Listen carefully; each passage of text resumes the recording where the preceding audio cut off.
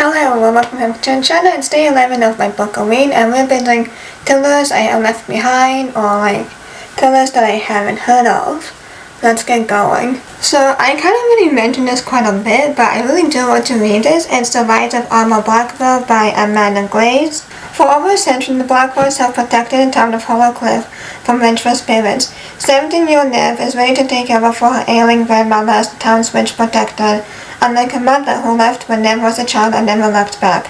When a stranger arrives at Blackwell House of Spirits to fill a tour guide opening, Nev reluctantly offers him the job. Nev doesn't trust Carl Murphy. He knows more than he's letting on about Blackwell House and Nev herself. But soon Nev learns that she has been lied to her whole life. By following the trail of clues left behind Blackwell House by her most powerful witch ancestor, Nev encumbers an unspeakable legacy of murder and lies, and realizes that the stranger may be the one person she can trust. I can't remember if I talked about this book, but I feel like I did. That is Battle Creek by Peyton June. Iris, Gov, and Aiden are vacationing in Battle Creek just like every summer, except Iris' old sister Glory drowned in the lake last year, and Iris can't seem to move on. Gov is hiding his sexuality from his family by being viciously haunted by Glory's rotting ghost, and Aiden is distraught over a drunken argument with Glory that he fears may have led to her death. When Iris sleepwalks to her dilapidated house that Glory obsessively sketched in her final days, she and the boys begin to uncover sinister history in the very bones of the town. The trio must reckon with the events of last summer and uncover what lurks within Battle Creek before it takes Iris' life next. I feel like I've talked about this book before. And my next book is They Thought They Buried Us by Noniaga Ramos. Horror fan and aspiring film director Yuzia gets a scholarship to a prestigious boarding school, but that's just the tip of the iceberg. As one of the students of color at Our Lady of Perpetual Mercy, Yuzia immediately feels out of place. A brutal work-study schedule makes it impossible to keep up with the actual classes.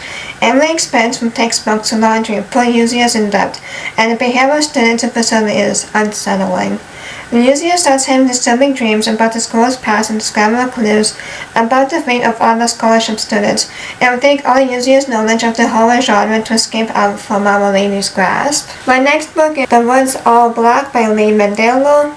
Leslie Bruin is assigned to the backwoods township of Spall Creek by the Frontier Nursing Service under its usual mandate: vaccinate the flock and birth babies and render the judgments of churchy locals who look at him and see a fear of woman. Forged in the fires of the Western Front and reborn in the cafes of Paris, Leslie believes he can handle whatever is thrown at him, but Spall's Creek holds a darkness beyond his nightmares. My next book is The Dark We Know by Win Yi Lee. Art student Isadora Chang was sworn never to return to Slater. Growing up, Isa never felt at ease in the repressive form of mining town, even before she realized she was bisexual. But after the deaths of two of her childhood friends, Slater went from feeling claustrophobic to suffocating. Isa took off before the town could swallow her too, even though it meant leaving behind everything she knew, including her last surviving friend, Mason. And my next book is Now Comes the Mist by Julie C. Dale. So I guess this is like a Jackass retell. Ooh.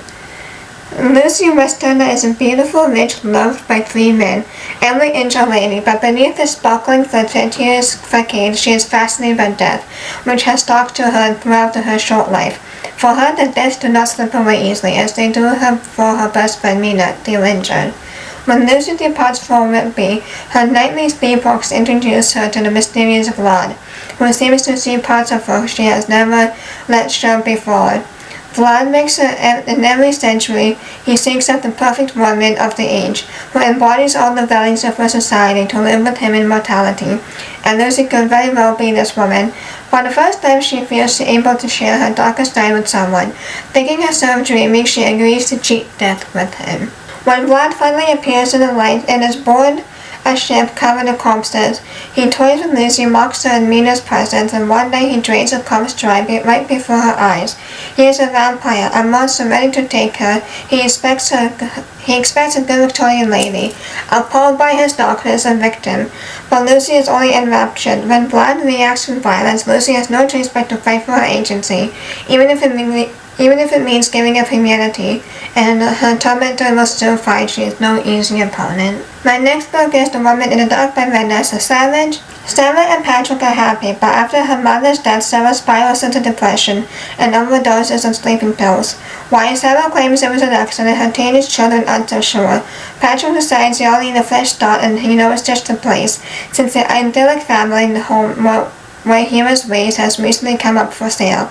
There's only one catch. For the past 15 years, it has become infamous as the murder house, standing empty after a family was stabbed to death within its walls.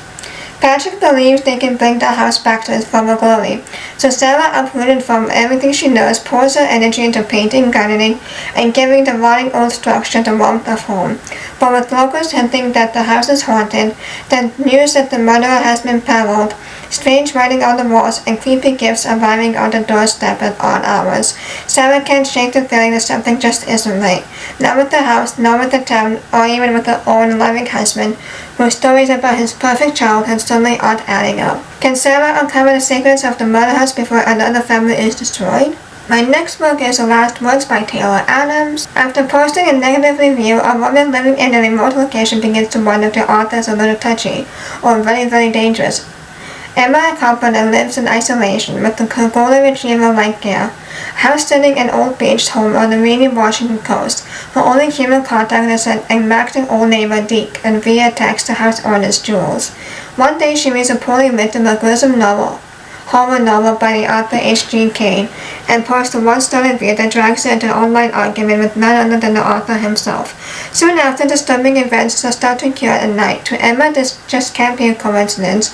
It was strange enough for this author to bicker with online about a lousy review. Could he be stalking her too?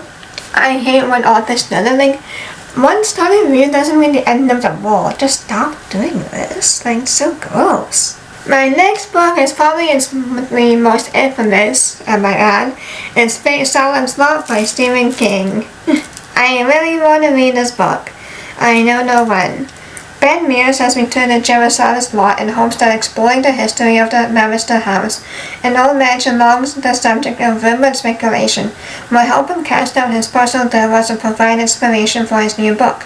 But when two young boys venture into the woods and only one returns alive, Mears begins to realize that something sinister is at work.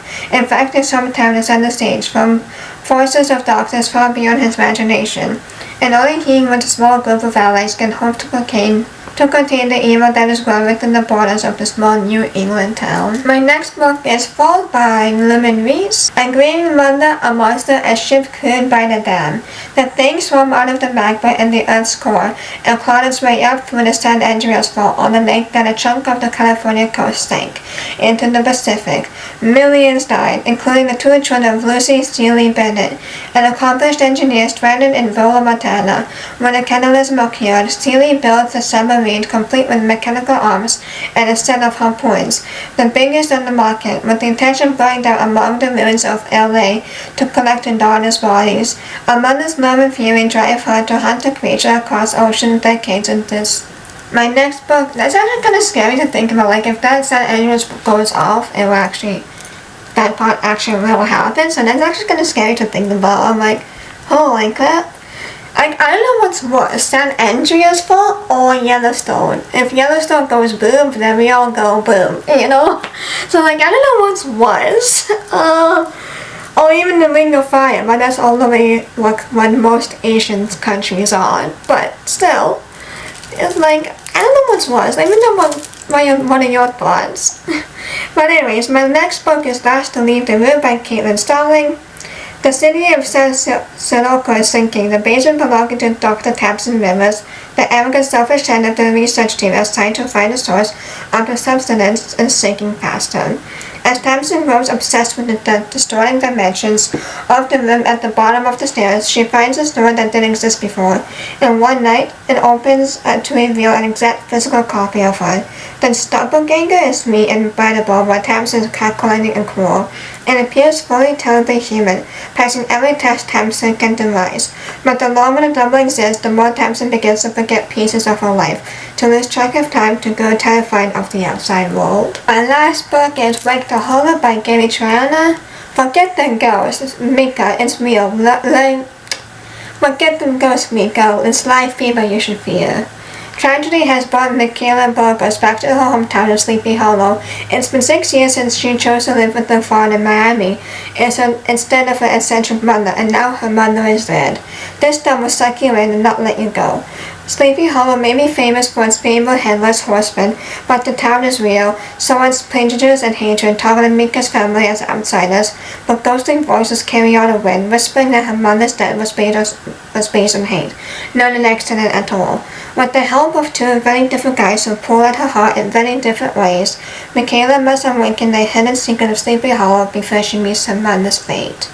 Find the answers, unless of course the answers find you first. So those are all the thriller books I would like to read. Let me know what some thriller books you guys want to read, and please like, comment, subscribe so you be notified every time I post.